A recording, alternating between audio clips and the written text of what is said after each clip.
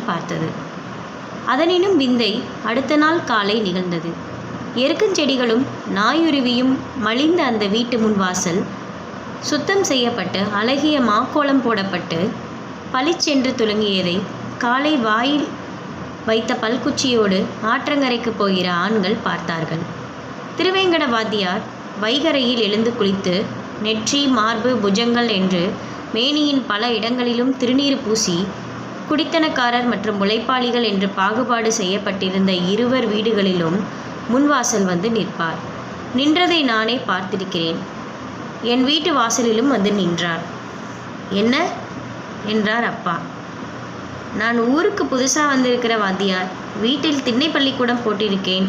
உங்கள் பிள்ளையை படிக்க அனுப்பி வைக்கணும் என்று கைகூப்பி ஏதோ யாசகம் செய்பவரைப் போல வாத்தியார் கேட்டார்.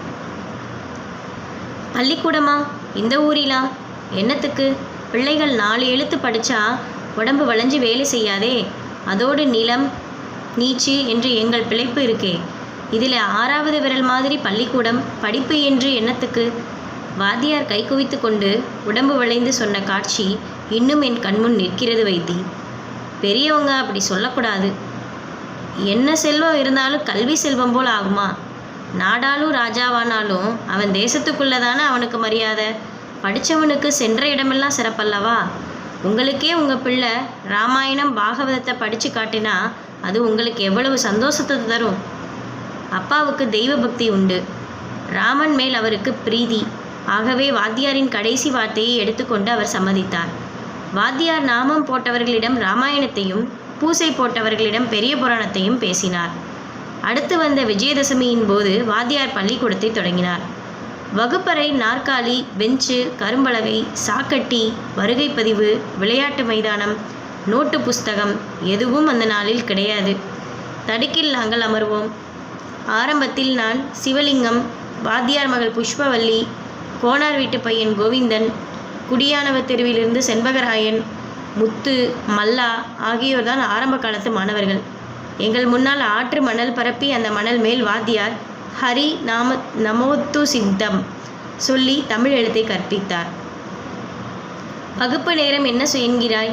விடியற்காலமே 7 மணிக்கு முன்னதாகவே நாங்கள் திண்ணையில் அவரவர் இடத்தில் அமர்ந்திருக்க வேண்டும். மதியானம் வாத்தியாருக்கு பசிக்கிற நேரத்தில் பள்ளிக்கூடம் விடப்படும். சாப்பிட்டு கை ஈரம் உலரும் முன்னே நாங்கள் பள்ளிக்கூடத்தில் இருப்போம். இருட்டிய பிறகு வீடு திரும்புவோம். இங்கிலீஷ் எல்லாம் கிடையாது. அதுக்கு கும்பகோணம் தான் போக வேணும். நடுநிலைப் பள்ளியில் 6-7 வகுப்புகளில் எடுத்துக்கொள்வார்கள். வாத்தியார் ஆத்திசூடியில் தான் எங்கள் படிப்பை தொடங்கி வைத்தார்.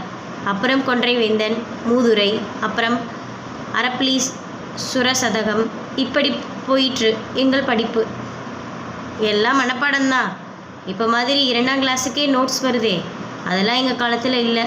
அதனால தான் எங்கள் மனசில் அன்றைக்கு படித்த படிப்புகள் கல்மேல் எழுத்து மாதிரி அப்படியே பதிஞ்சு கிடக்கு. ஒரு முக்கிய விஷயம் சொல்லணும். அந்த காலத்தில் பெண்கள் சுத்தமாக படித்திருக்க மாட்டார்கள். மூடத்தனம் அவர்களுக்கு ஒரு ஆபரணம். அதையும் உடைக்க பெருமுயற்சி செய்தார் வாத்தியார். வீடு வீடாக போய் காலில் விழாத குறையாக பெற்றவர்களிடம் பேசி பெண் குழந்தைகளை பள்ளிக்கு அழைத்து வந்தார். அதற்கும் ஒரு கண்டிஷன். பெண்களுக்கு தனி இடம், தனி கவனிப்பு. 10 வயசு வரை தான் பள்ளிக்கு அனுப்புவேன். தாய்மாமன் சம்மதித்தால் தான் பள்ளிக்கூடம். வயசுக்கு வரும் பக்குவத்தில் பள்ளியிலிருந்து பெண்கள் நிறுத்தப்படுவார்கள். இப்படியெல்லாம்.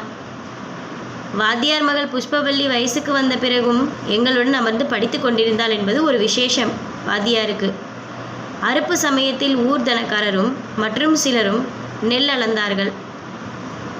களத்துக்கு வாத்தியாரும் அவர் மனைவியும் சணல் சாக்கோடு வந்து நின்று காத்து கிடக்கிற காட்சி இன்றும் நினைத்து கொண்டாலும் மனசில் இரத்தம் வடியும் வைத்தி. வண்ணார், பரியாரி, ஊர்காவல் எல்லாருக்கும் படி அளந்து பிறகு வாத்தியாரை கூப்பிடுவார்கள். எந்த காலத்தில்தான் படித்தவனுக்கு மரியாதை தந்திருக்கிறோம்? வாத்தியாரை நீ பார்த்திருக்கிற வேண்டுமே.